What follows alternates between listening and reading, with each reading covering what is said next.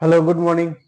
तो आज के सेशन में आप सभी लोगों का स्वागत है। जैसा कि आपको मालूम है कि हम लोग ग्रामर का बेसिक देख रहे हैं। पिछले सेशन में हम लोगों ने बेसिक से रिलेटेड कुछ कॉन्सेप्ट्स देखे थे, जिसमें हमने देखा था कि लेटर क्या होता है, ठीक है ना। उसके बाद वर्ड क्या होता है, उसके बाद हमने देखा था कि वर्ड तो बहुत सारे होते हैं, उनको हम उनके काम के आधार पर अलग अलग कैटेगरी में बांटते हैं। तो ये 8 प्रकार से बढ़ते हैं, और उन्हीं 8 प्रकार के जो 8 कैटेगरी होती है, 8 ग्रुप होते हैं, उन्हीं को हम पार्ट्स ऑफ स्पीच कहते हैं। अब आगे उससे हम लोगों को देखना है कि पिछले क्लास में जैसा कि हमने देखा था कि अगर एक लेटर को दूसरे लेटर के साथ मिलाते हैं तो हमको बनता है, वह मिलता है जो रिजल्ट, उसको हम लोग वर्ड कहते हैं, ठीक है ना।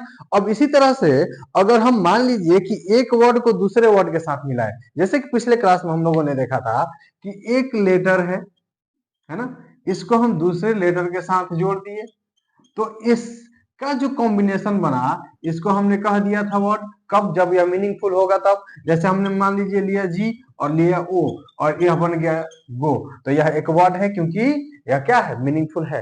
ठीक उसी तरह से अब अगर मान लीजिए कि एक वर्ड हम ले और इसको जोड़ दे दूसरे वर्ड के साथ, तो जब वो एक वर्ड को दूसरे वर्ड के साथ जोड़ते हैं, तो आप इससे पहले देख चुके हैं कि एक लेटर को दूसरे लेटर के साथ जोड़ने पर हमको एक चीज मिलता है, वो क्या होता है? वर्ड।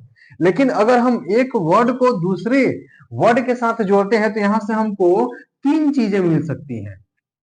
समझना है कि अगर एक लेटर को दूसरे लेटर से जोड़ते हैं तो हमको एक ही रिजल्ट मिलता है वर्ड के रूप में, अगर वह मीनिंगफुल हुआ तो। लेकिन अगर एक वर्ड को दूसरे वर्ड के साथ जब हम जोड़ें, तो यहां से हमको 3 चीजें मिल सकती हैं, और वो तीनों चीजें क्या हैं? तो वह है फ्रेज, वह है क्लॉज, और वह है सेंटेंस।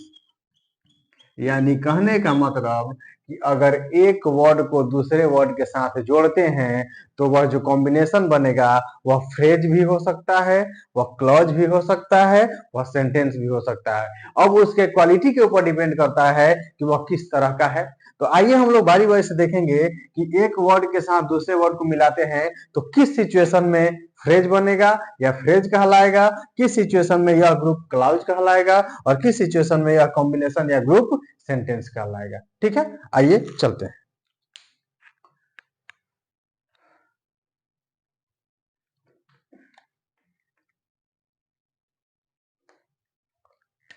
तो हमारा अगला टर्म है, वह है फ्रेज। ठीक है, देखिए, तो फ्रेज क्या है? जैसा कि अभी आपने देखा कि अगर एक वर्ड को हम दूसरे वर्ड के साथ जोड़ते हैं तो हमको 3 चीजें मिलती हैं, जिसमें से फ्रेज है, क्लॉज है और सेंटेंस है। लेकिन फ्रेज कब कहलाएगा? तो कहने का मतलब यह है कि अगर हम एक वर्ड को दूसरे वर्ड के साथ मिलाएं और मिलाने के बाद इसका कोई कंप्लीट सेंस ना हो, शाब्दिक अर्थ हो, थोड़ा सा अर्थ हो, लेकिन कंप्लीट मीनिंगफुल ना हो, कंप्लीट सेंस ना हो, तो उस तरह के शब्दों के कॉम्बिनेशन को, शब्दों के ग्रुप को हम लोग क्या कहेंगे? फ्रेज कहेंगे। जैसे आप समझिएगा, हमने कहा कि ऑन द रिवर,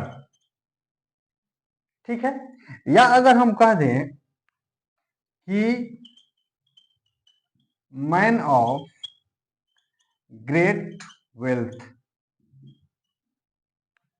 तो आप देख रहे हैं कि इस सेंटेंस में यहां पर यह जो कॉम्बिनेशन बना, यह एक ग्रुप है शब्दों का, यह भी एक वर्ड्स का ग्रुप है, यह शब्दों का समूह, यह भी शब्दों का समूह। इसमें आप देख रहे हैं कि 1 2 3 3 वर्ड्स, 1 2 3 4 4 वर्ड्स, है ना।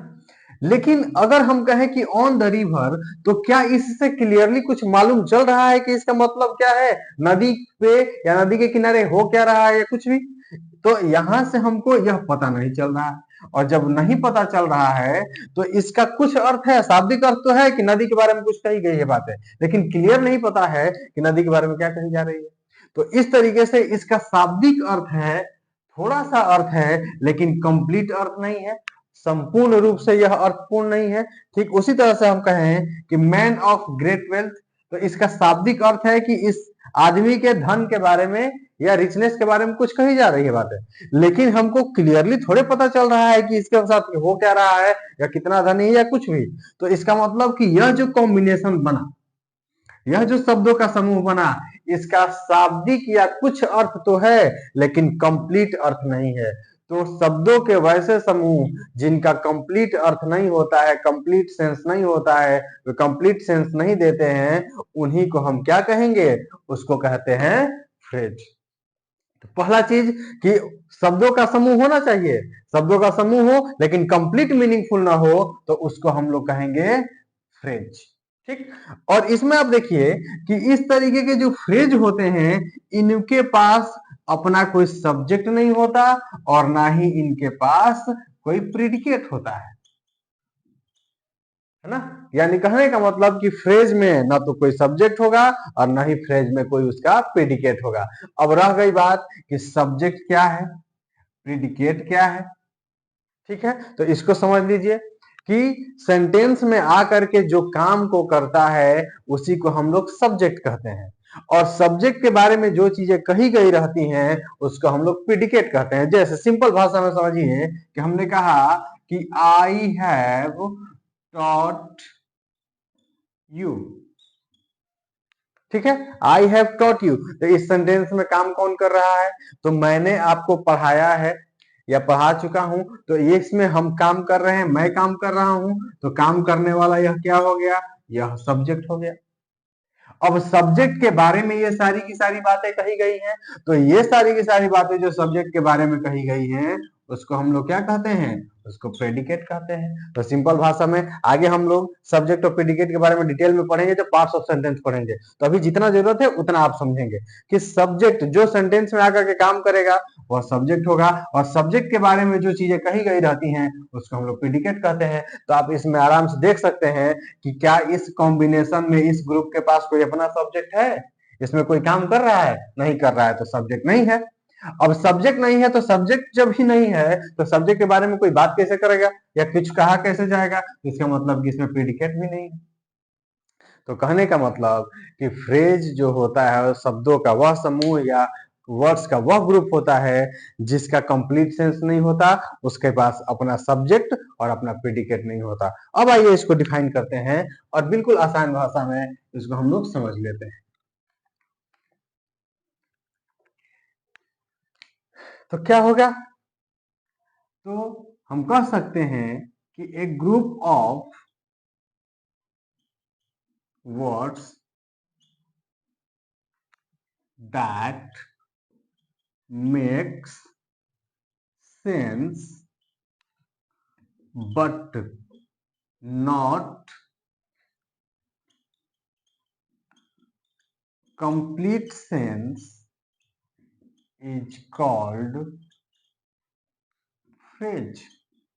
तो आप समझ पा रहे होंगे जो इतनी सारी बातें हमने आपको समझाई वही हमने लिखा है कि a group of words that makes sense but not complete sense, यानी कि सेंस होगा, कुछ अर्थ होगा, लेकिन जब कंप्लीट अर्थ नहीं होगा उसी को हम क्या कहते हैं, फ्रेज कहते हैं। और यहां से हम कह सकते हैं कि इट हैज नो सब्जेक्ट, इसके पास सब्जेक्ट नहीं होता, it has no subject and no predicate,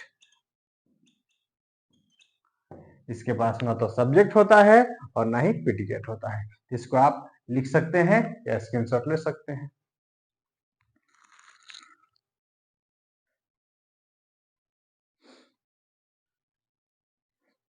अब इसके अगर हम एग्जांपल की बात करें तो हम कह सकते हैं जैसे ऑन द रिवर। ठीक, तो आप देख रहे हैं कि इसके कुछ अर्थ तो है लेकिन कंप्लीट अर्थ नहीं है। इसी तरह से एक और हम कह सकते हैं कि ए बर्ड इन द हैंड, इसका भी कुछ मीनिंग है लेकिन कंप्लीट मीनिंगफुल नहीं है। इसी तरह से हम कह सकते हैं कि अर्ली टू बेड ईटीसी। तो ये भी आप देख रहे हैं कि इसका भी कुछ अर्थ हो सकता है, शाब्दिक अर्थ हो सकता है, लेकिन कंप्लीट अर्थ या कंप्लीट मीनिंगफुल यह नहीं है, कंप्लीट सेंस नहीं दे रहा है। इसीलिए इनको हम क्या कहेंगे, इनको हम फ्रेज कहेंगे। क्यों, क्योंकि शब्दों के वैसे समूह, ग्रुप ऑफ वर्ड्स ऐसे जो कंप्लीट सेंस नहीं देते हैं उनको हम लोग कहते हैं फ्रेज। ठीक है, तो आप इसको स्क्रीनशॉट ले लेंगे या लिख लेंगे। ठीक है, फिर देखते हैं।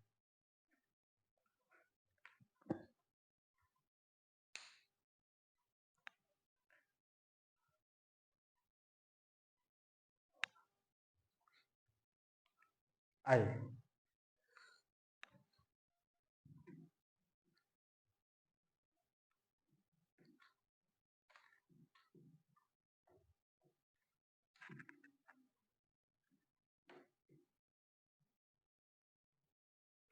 ठीक है, तो यहाँ तक चीजें आपको समझ में आ चुकी हैं। ठीक है, अब इससे आगे अगर हम बढ़े तो हम देखते हैं कि जब फ्रेज की बात करें तो फ्रेज हमने समझ चुके हैं, फ्रेज हम लोग जान चुके हैं कि क्या होता है। और फ्रेज जो होते हैं वो तीन तरह के होते हैं। कौन कौन फ्रेज होते हैं? तो एक होता है आपका नाउन फ्रेज, एक होता है एडजेक्टिव फ्रेज और एक होता है एडवर्ब फ्रेज। पहले चीजों को समझ लेंगे आसानी से कि एडवर्ब हमारे जो फ्रेज होंगे वो तीन तरह के, नाउन फ्रेज, एडजेक्टिव फ्रेज और एडवर्ब फ्रेज। अब नाउन फ्रेज क्या है?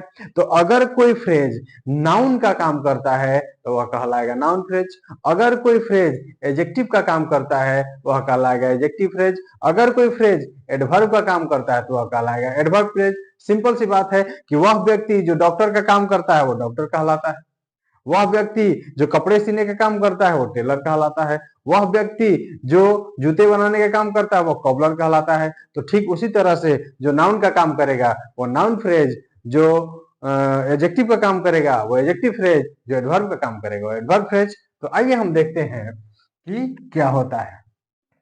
तो हम यहां से कह सकते हैं कि काइंड्स ऑफ फ्रेज, फ्रेज के कितने प्रकार हैं। ठीक, तो हम यहां से कह सकते हैं कि there are three kinds of phrase, phrase के तीन प्रकार होते हैं। कौन कौन? तो पहला है नाउन फ्रेज, दूसरा है एडजेक्टिव फ्रेज और तीसरा है एडवर्ब फ्रेज। ठीक, आप इसको स्क्रीनशॉट ले लेंगे, फिर इसे हम वन बाय वन करके देखेंगे कि कौन क्या होता है और बिल्कुल आसानी से समझ में आएगा, इसमें कोई घबराने की बात नहीं है। हम लोग सारी बेसिक चीजों को आराम आराम से समझते चलेंगे, क्योंकि ये अगर समझ में आ गई तो आगे हमको दिक्कत नहीं होने वाला है। इसको आप स्क्रीनशॉट ले सकते हैं।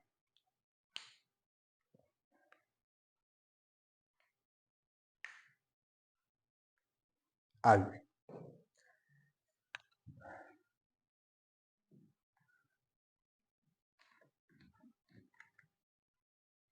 तो सबसे पहला हमारा है नाउन फ्रेज। क्या होता है नाउन फ्रेज, समझेंगे। यानी कहने का मतलब कि नाउन फ्रेज वह फ्रेज होगा जो नाउन का काम करेगा। अब नाउन का काम क्या है? तो यहां से एक चीज समझना है कि वैसे फ्रेज जो नाउन का काम करेंगे वह होंगे नाउन फ्रेज। तो हमको पहले यह समझना पड़ेगा कि नाउन का काम क्या होता है। तो नाउन का काम क्या है? तो अगर कोई नाउन है तो नाउन के तीन चार स्पेशल काम है। क्या क्या काम है? तो नाउन का पहला काम यह है कि नाउन किसी सेंटेंस का सब्जेक्ट हो सकता है। ठीक, नाउन सब्जेक्ट बन सकता है। नाउन का दूसरा काम है कि यह किसी वर्ब का ऑब्जेक्ट हो सकता है। नाउन का तीसरा काम क्या है कि यह किसी वर्ब का कॉम्प्लीमेंट हो सकता है। इसका चौथा काम क्या है कि यह किसी सेंटेंस में प्रीपोजिशन का ऑब्जेक्ट हो सकता है।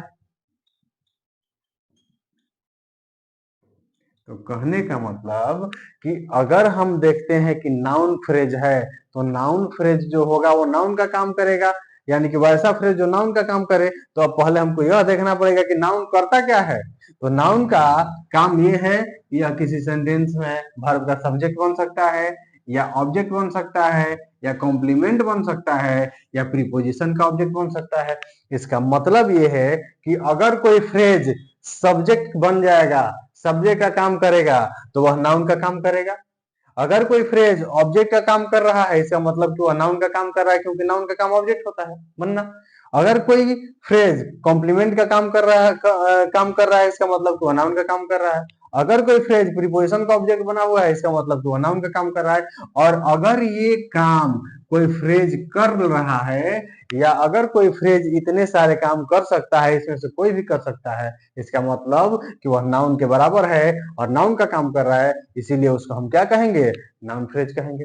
बातें समझ में आ गई होंगी कि नाउन फ्रेज हम किसी को कब कहेंगे? जब नाउन का काम करेगा। और नाउन का काम क्या होता है? वर्ब का सब्जेक्ट बनना, वर्ब का ऑब्जेक्ट बनना, कॉम्प्लीमेंट बनना, प्रीपोजिशन का ऑब्जेक्ट बनना। और अगर कोई फ्रेज यह काम कर ले रहा है, इसका मतलब कि वह नाउन का काम कर रहा है। और जब वह नाउन का काम कर रहा है तो कैसा फ्रेज होगा? वह नाउन फ्रेज होगा।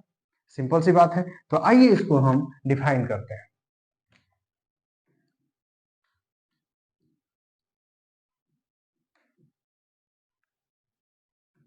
तो हम नाउन फ्रेज को कह सकते हैं कि one which does the work of noun is called noun phrase. यानी कि वह फ्रेज जो नाउन का काम करता है उसको हम क्या कह सकते हैं, नाउन फ्रेज कह सकते हैं। ठीक है, जैसे हमने कहा कि early to bed is a good maxim. Maxim का अर्थ होता है कहावत। तो आप देख रहे हैं कि यहाँ पर वर्ब इज है, उसके बाद यह एक नाउन है, इसके बाद यह एक एडजेक्टिव आया है। अब इस सेंटेंस में सब्जेक्ट कौन है, तो इस सेंटेंस में सब्जेक्ट यही है, अर्ली टू बेड, क्योंकि इसी के बारे में बात कर रहे हैं हम। ठीक है ना, और जिसके बारे में बात करते हैं जो काम करने वाला होता है वही सब्जेक्ट होता है। तो हम इसके बारे में बात कर रहे हैं तो यह सब्जेक्ट है। और अगर आप ध्यान से देखें तो सेंटेंस का सब्जेक्ट कौन बनता है, अभी हम बताएं कि सेंटेंस का सब्जेक्ट कौन बनता है, कोई नाउन बन सकता है। अब यहाँ पर यह जो फ्रेज है यह सब्जेक्ट बना हुआ है। तो जब यह सब्जेक्ट बना है इसका मतलब कि यह नाउन का काम कर रहा है, और जब नाउन का काम यह फ्रेज कर रहा है तो यह कैसा फ्रेज होगा, नाउन फ्रेज होगा। फिर से एक बार समझते हैं कि यहाँ पर हम कैसे मानेंगे कि यह फ्रेज, यह शब्दों का समूह जो है वह नाउन फ्रेज है। क्यों है, क्योंकि इस सेंटेंस में यह जो आया यह काम कर रहा है सब्जेक्ट का, और सब्जेक्ट का काम करता कौन है, तो सब्जेक्ट का काम करता है नाउन। और जब यह सब्जेक्ट का काम कर रहा है इसका मतलब कि नाउन वाला काम यह कर रहा है, और जब नाउन वाला काम यह कर रहा है तो इसका मतलब कि यह कैसा फ्रेज है, यह आपका एक नाउन फ्रेज है, यह आपका एक नाउन फ्रेज है। ठीक है, आगे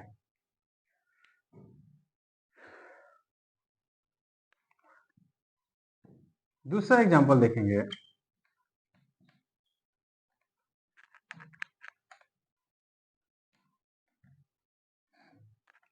हमने कहा कि द बॉय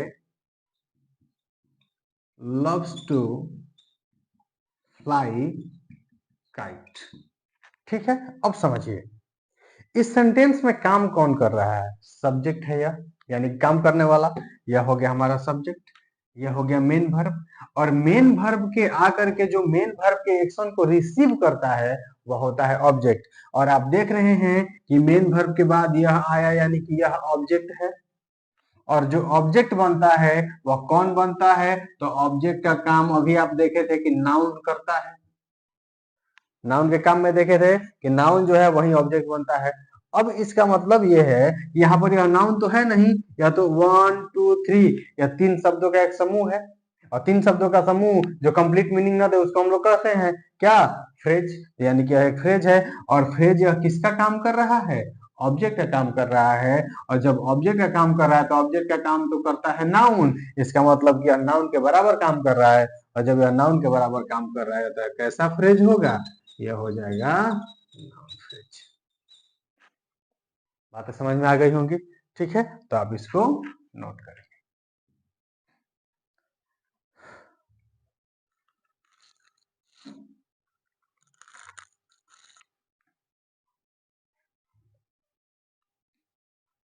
तो आई होप कि आपको नाउन फ्रेज क्लियर हो गया होगा कि वह फ्रेज जो नाउन का काम करे वह नाउन फ्रेज होगा। और नाउन का काम क्या है, सब्जेक्ट बनना, ऑब्जेक्ट बनना, प्रीपोजिशन का ऑब्जेक्ट बनना, कॉम्प्लीमेंट बनना। इसका मतलब सीधा सीधा समझना यह है कि अगर कोई फ्रेज सब्जेक्ट का काम कर रहा है वह नाउन फ्रेज है, अगर कोई फ्रेज ऑब्जेक्ट का काम कर रहा है वह नाउन फ्रेज है।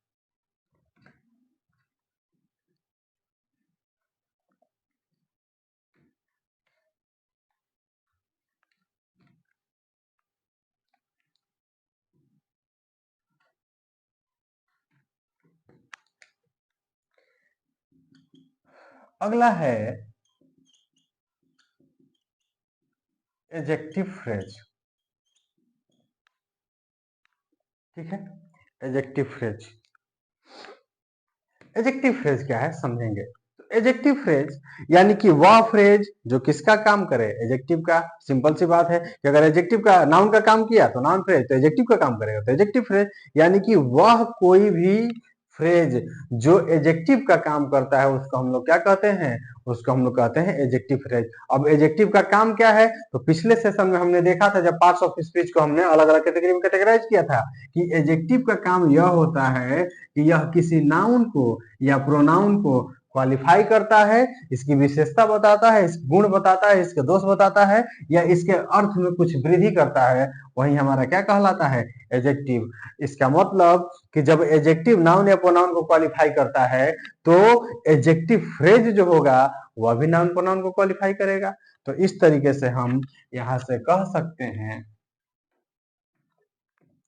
कि one which does the work of adjective is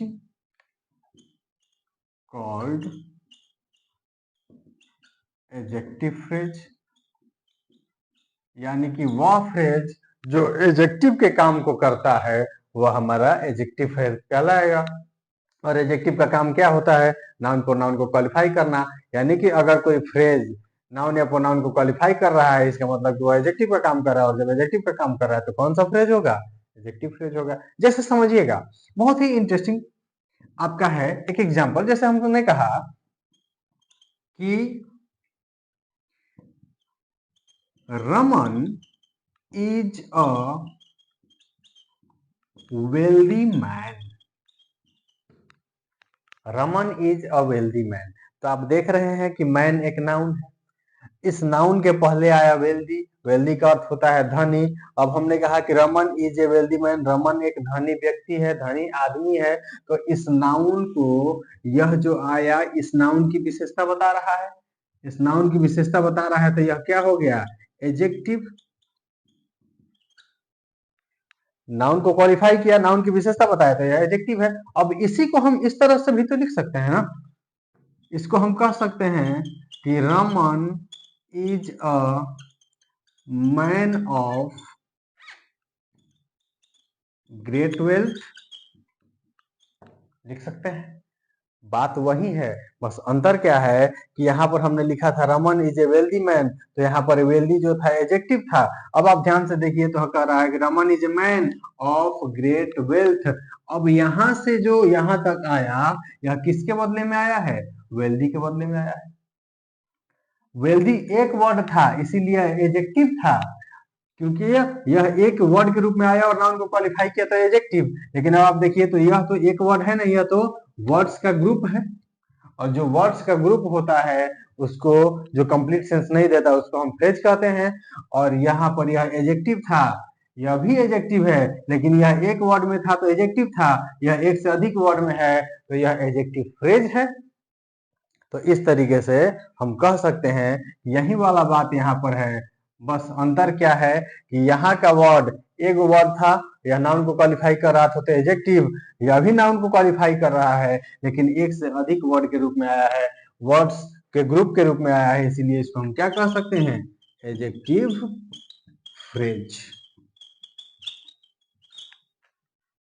ठीक, तो फिर से समझेंगे कि Raman is a wealthy man, wealthy adjective है जो इसको क्वालिफाई कर रहा है। अब इस वेल्दी के जगह पे क्या आया, ऑफ ऑफ ग्रेट वेल्थ, तो वेल्दी के जगह पे ऑफ ग्रेट वेल्थ, तो यह था वेल्दी एडजेक्टिव। यह जो है यह भी एडजेक्टिव का काम कर रहा है लेकिन एक से अधिक वर्ड के ग्रुप में आया है, इसीलिए क्या हो जाएगा, एडजेक्टिव फ्रेज हो जाएगा।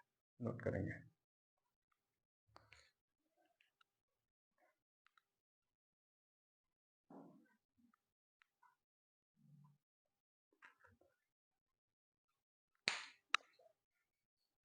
एक और एग्जांपल देख लेते हैं। हमने कहा कि the picture was placed in a golden frame। यह एक एग्जांपल हो गया। तो आप ध्यान से देखें तो यहाँ पर कह रहा है कि the picture was placed in A golden frame. Frame एक नाउन है, इस नाउन की विशेषता गोल्डन बता रहा है। अब यह क्या हो गया, तो यह एडजेक्टिव हो गया। अब इसी को हम इस तरह से लिख सकते हैं कि the picture was placed in a frame of gold।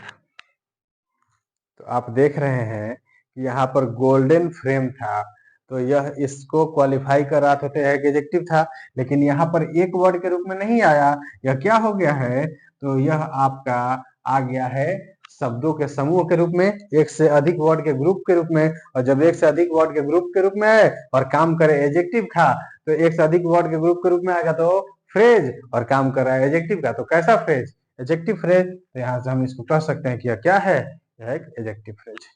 इसका आप स्क्रीनशॉट ले लेंगे।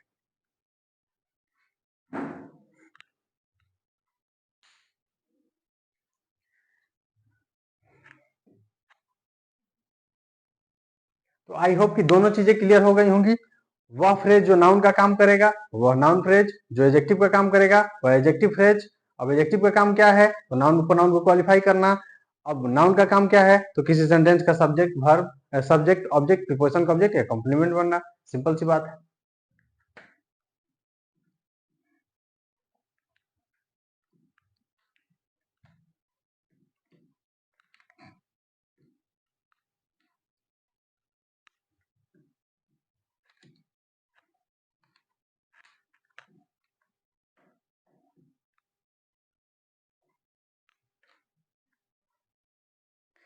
हम लोग का तीसरा बचा हुआ है, ठीक है ना। और तीसरा हमारा फ्रेज है, वह है एडवर्ब फ्रेज। आइए देखते हैं एडवर्ब फ्रेज क्या होता है।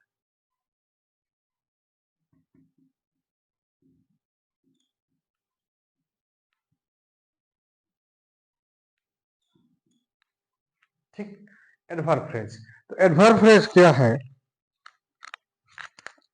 एडवर्ब फ्रेज क्या है इसको समझना है। तो आपको मालूम है कि एडवर्ब फ्रेज, तो फ्रेज एडवर्ब, यानी कि एडवर्ब फ्रेज वह एडवर्ब वह फ्रेज होगा जो एडवर्ब का काम करेगा। और एडवर्ब का काम हमने पिछले सेशन में देखा है कि जो एडजेक्टिव को क्वालिफाई करता है, वर्ब को क्वालिफाई करता है, खुद एडवर्ब को क्वालिफाई करता है, वह क्या होता है, वह एडवर्ब होता है।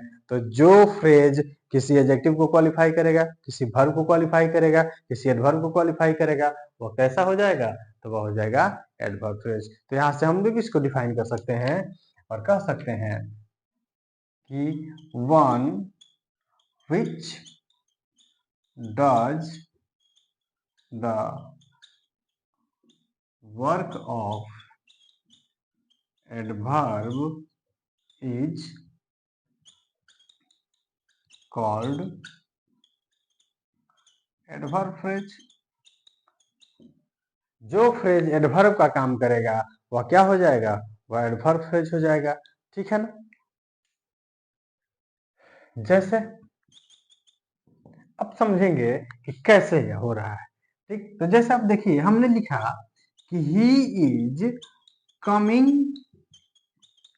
नाउ। ठीक, आराम से समझिए। अब यहाँ पर एक वर्ड आया है नाउ। अब यह वर्ड जो है वो किसके बारे में बता रहा है, तो यह बता रहा है कमिंग के बारे में। ही इज कमिंग नाउ, वह अभी आ रहा है।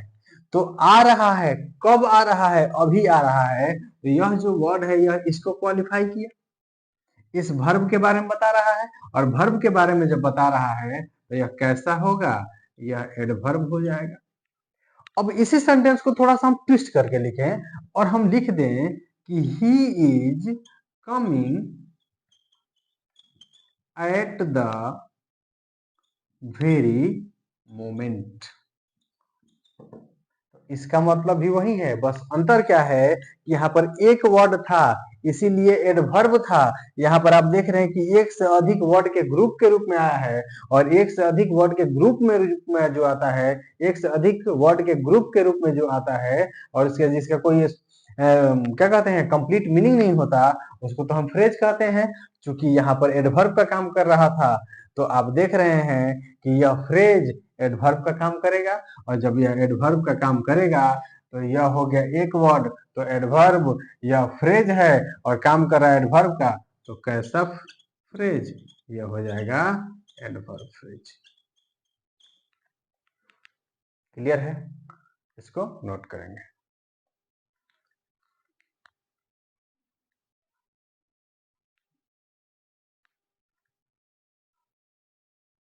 ठीक है, एक और एग्जांपल देख लेते हैं।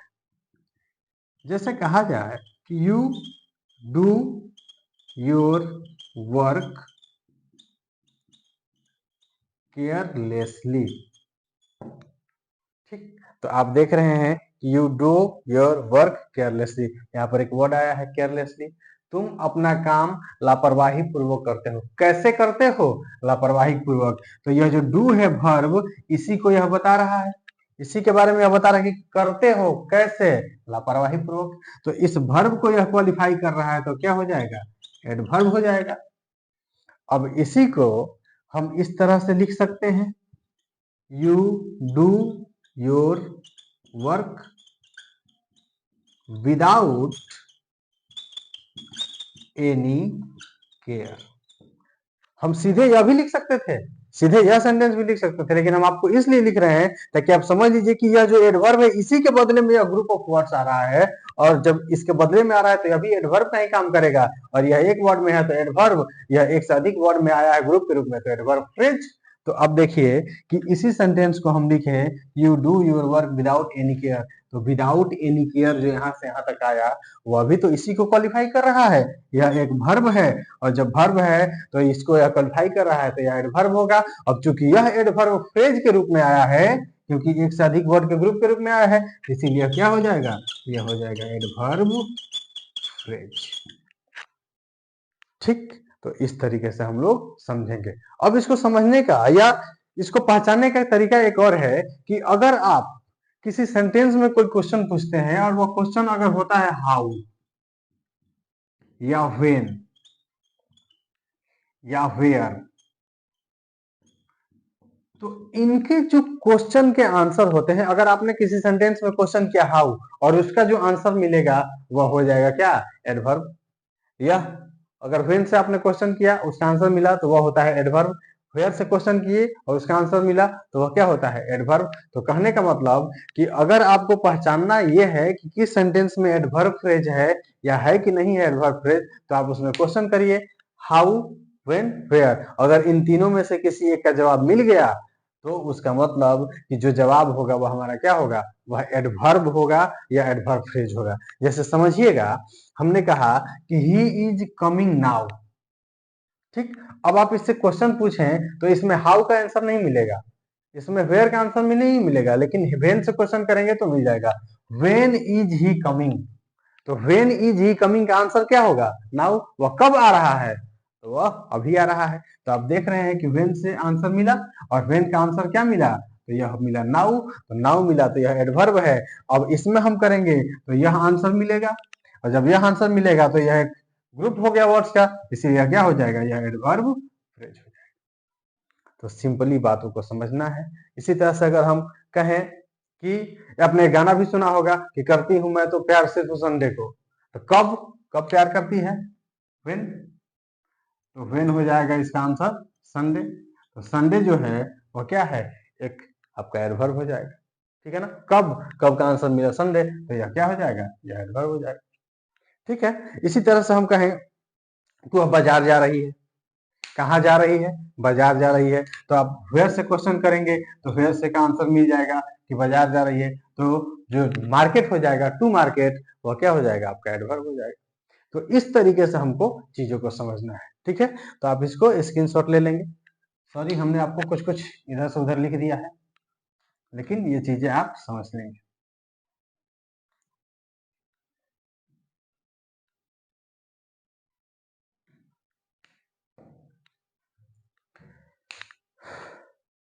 तो आई होप कि आज के सेशन में जो हमने फ्रेज देखा है, फ्रेज आप लोगों को बिल्कुल क्लियर हो गया होगा। एक बार हम फिर से रिकॉल करा रहे हैं एकदम शॉर्ट में, आप आराम से ध्यान से सुनेंगे और उसको रिकॉल कर लेंगे। हमने बताया कि शब्दों का वैसा समूह जिसका कंप्लीट मीनिंगफुल न हो, जो कंप्लीट मीनिंगफुल ना हो, कंप्लीट सेंस न दे, उसको फ्रेज कहते हैं। फ्रेज में ना तो सब्जेक्ट होता है ना प्रीडिकेट होता है। फ्रेज तीन तरह के होते हैं, noun phrase, adjective phrase, adverb phrase. Noun phrase कौन होगा? जो फ्रेज नाउन का काम करेगा वो नाउन फ्रेज होगा। नाउन का काम क्या होता है? तो सब्जेक्ट बनना, ऑब्जेक्ट बनना, प्रीपोजिशन का ऑब्जेक्ट बनना, कॉम्प्लीमेंट बनना। तो अगर कोई फ्रेज सब्जेक्ट का, ऑब्जेक्ट का, कॉम्प्लीमेंट का या प्रीपोजिशन का, ऑब्जेक्ट का काम कर रहा है, इसका मतलब कि वो नाउन फ्रेज है। उसके बाद हमने देखा एडजेक्टिव फ्रेज। एडजेक्टिव फ्रेज क्या होता है? जो एडजेक्टिव का काम करेगा वो एडजेक्टिव फ्रेज, ठीक है। तब एडजेक्टिव का काम क्या होता है? नाउन या प्रोनाउन को क्वालिफाई करना। इसका मतलब कि अगर कोई फ्रेज नाउन या प्रोनाउन को क्वालिफाई कर रहा है तो वह एडजेक्टिव फ्रेज ही होगा। उसके बाद हमने देखा एडवर्ब फ्रेज। एडवर्ब फ्रेज क्या होता है? जो एडवर्ब का काम करता है एडवर्ब फ्रेज होगा। एडवर्ब का काम क्या होता है? तो एडजेक्टिव को, वर्ब को या एडवर्ब को क्वालिफाई करना। इसका मतलब कि अगर कोई फ्रेज एडवर्ब को, एडजेक्टिव को या वर्ब को क्वालिफाई करने का काम कर रहा है तो डेफिनेटली वह एक एडवर्ब फ्रेज होगा। पहचानने का तरीका भी बताया कि अगर आप क्वेश्चन करें हाउ, व्हेन, वेयर से और इसका आंसर मिलता है, इसका मतलब कि वह फ्रेज कौन सा फ्रेज होगा? वह एडवर्ब फ्रेज होगा, ठीक है। तो आई होप कि सारी चीजें क्लियर हो गई होंगी आपको, ठीक है। अगले सेशन में इससे आगे हम लोग मिलेंगे और देखेंगे। आज के लिए इतना ही, थैंक यू।